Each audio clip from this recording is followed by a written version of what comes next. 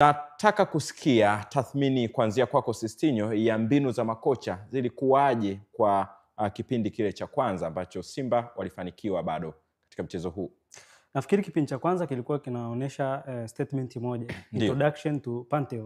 Pantev ndo mechi yake ya kwanza ya wazi kwa wana Simba. Kwa hiyo kila mwana Simba alikuwa anaangalia Pantev anakuja na identity ya namna gani, kitu gani kinamtambulisha yeye mbele ya wana Simba.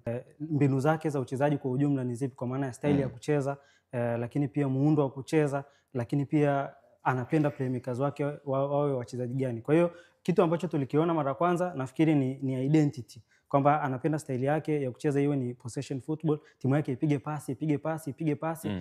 Faida za kupiga pasi ni mbili. Kwanza una possess, wakati huo pia unapata muda na nafasi ya kuendelea kufanya chances za kufanya creativity na kuweza kuscore. Lakini kitu cha pili ni kwamba wakati una possess, as long as una possess mpira, ina maana mpinzani hana huo mpira. Kwa hiyo ina maana ni muda wako pia wa kujilinda. Kwa hiyo nafikiri hiyo ndio identity ambayo ameionyesha, na kwenye muundo ukiangalia nafikiri ndio Nsingizini ndio walikuwa nakabiliana na hiyo introduction ya Pantev kwa wana Simba. Kipindi cha kwanza walimaliza kwa kufungwa set play. Kwenye set play ukiangalia hawa Nsingizini Hotspurs walikuwa na kila kitu bora. Kwa maana kwamba kwenye set piece tunajua kuna namna mbili za kuzuia set piece. Wao ndio walikuwa wanazizuia. Walikuwa wameshamark ile box nzima na walikuwa na idadi kubwa ya wachezaji. Tatizo lilikuwa sasa kwa nani awajibike kwa pale mpira unapoelekezwa. Ukiangalia ile kona ya Simba ilikuwa inaelekea kwenye far post. Na huko kwenye far post alikuwepo Wilson Nangu, lakini alikuwa anaelekea katikati ya msitu wa watu wengi wa Nsingizini Hotspurs. Kwa hiyo pale vile kwenye zone marking walikuwa wako sahihi, lakini hata pia kwenye kumark mtu walikuwa sahihi, lakini ni namna gani sasa wewe unajitoa. Yani set play ni zaidi ya mbinu na ufundi wa mchezaji. Set play inahitaji mtu kujitoa, kuruka, kupambania hiyo juu, lakini pia hata ile second ball inayodondoka. Nafikiri hapo ndo Nangu alipoa win na akamzidi yule jamaa. Moja tulikuwa tunasema 30% ya magoli yanafungwa kwa set plays.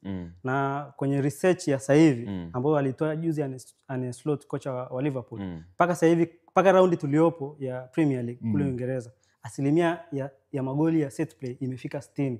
Asilimia 40 ndo wamegawana sasa in possession na wale wa positive transition. Lakini asilimia 60 anafungwa na magoli kama ya Nangu. Naam.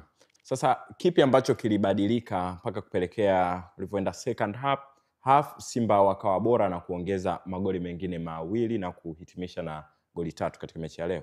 Wachezaji wa Nsingizini pale Swatini walifeli ama mapungufu yao yalikuwa yapi mpaka kupelekea wamepoteza mchezo huu? Nafikiri mapungufu yao yalianzia kwenye, kwa sababu mengi ni ya kipindi cha pili. Ya kipindi cha kwanza ilikuwa kwenye ile set play.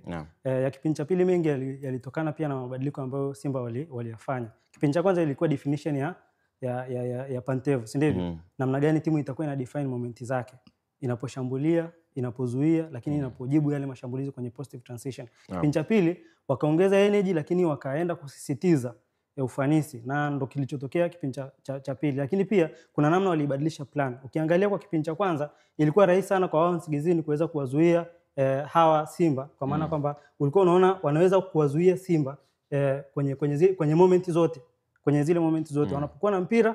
Simba wakiwa na mpira unaona namna ambavyo wanazuia ile man marking, wana balance kuzuia space. Lakini baada ya Simba kufanya sub, pia plan ya Simba ilibadilika. Kama unakumbuka kipindi cha kwanza mbele ya mabeki alikuwepo Kamara peke yake mwenye haiba ya uzuiaji. Kwa maana kwamba mbele kulikuwa kuna Aua, Mutale, Mpanzu pamoja na Maema Neo, si ndivyo? Lakini baada ya sub alivyoingia Yusuf Kagoma, ina maana hapa hivi ilienda kuongeza superiority ambayo ilienda kuwa faida kwa Simba. Faida kwa namna gani? Faida ambayo ilienda kuwa nayo kwa Simba ni kwamba Simba walikuwa na layer extra. Kwa hiyo ilikuwa ni rahisi sana popote Simba atakapopoteza mpira, Kagoma pamoja na Kamara kuwa layer ya kwanza kabla ya Chamu pamoja na Deruk kufikiwa, si ndivyo? Kipindi cha kwanza ilikuwa ni Deruk pamoja na Nangu anafikiwa, kwa sababu kwanza huyu Kamara pia alikuwa anacheza sana sambamba nao. Kwa hiyo ina maana kulikuwa kuna extra layer baada ya wale viungo washambuliaji wengi. Kwa hiyo positive transition nyingi zilikuwa zinafika kwa Yakub. Lakini baada ya Kagoma kuingia, ulikuwa unaona Kamara pamoja na Kagoma wanacheza wakiwa sambamba, lakini mbele ya mabeki. Kwa hiyo kulikuwa kuna layer mbili. Hii tunaita rest defense. Inameza zile negative transition au defensive transition, inameza zile counter attack za timu pinzani. Lakini pia ikawa faida kama alivyosema Ray, kwenye timu inapokuwa na mpira wata attract pressure kwao, mpira uko kwa Yakub. Ina maana mpira ukiwa kwa hao watatu, hata hao wakiweza kwenda kupress wawili wakamaka hawa, huyu Yakub bado anaweza kuona options tofauti baada ya huyu Kamara kuwa marked kama kipindi cha kwanza. Ina maana kuna option kwa Kagoma. Baada ya mpira kwenda kwa Chamu, huyu Kamara alisha extract space, na alipopewa mpira alishaona tena kuna free man karibu yake. Kwa hiyo ikawa rahisi pia Simba kuprogress mpira. Kwa hiyo ni rahisi sana unavyo attract pressure ukiwa na watu wengi. Hii tunaita numerical superiority kwenye kila mstari.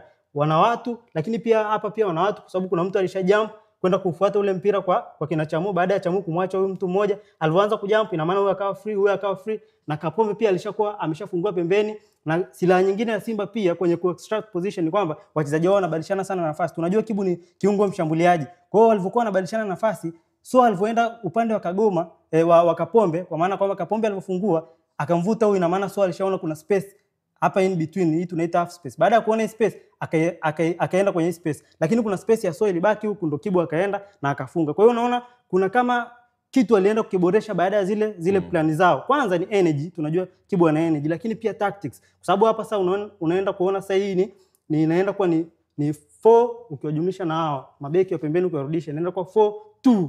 Hapa ilikuwa ni 1 kipindi cha kwanza, ilikuwa wanacheza na 4-1-4-1, lakini baada ya Kagoma kuingia ikawa ni 4-2-3-1. Kwa hiyo hapa hivyo plan ilibadilika, na hawa Nsingizini udhaifu wao kwanza ni kwamba walishindwa kuadapt hiyo mabadiliko ya Simba in terms of energy, lakini pia in terms of plan. Lakini Simba waliweza kufunga kwenye positive transition, kwa maana kwamba hawa Nsingizini walipoteza mpira wakawa in contest, wakawa wanagombania. Kwa nini Simba waliweza kushinda mpira maeneo haya ya uwanja na wakajibu shambulizi kwenye goli la 3?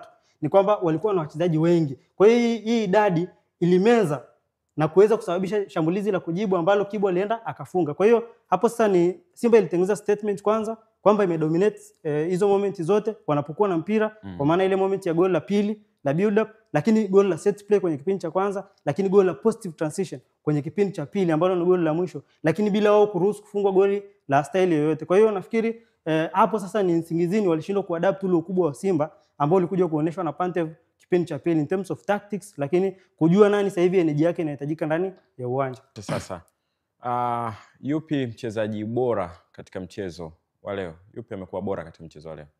Sistini walishindwa Mutale, Mpanzu, Maema na Ua kipindi cha kwanza. Akaja akaweza yeye, kwa maana kwamba kutimiza yale maagizo ya kocha vizuri. Nafikiri anastahili hata kama akacheza dakika chache.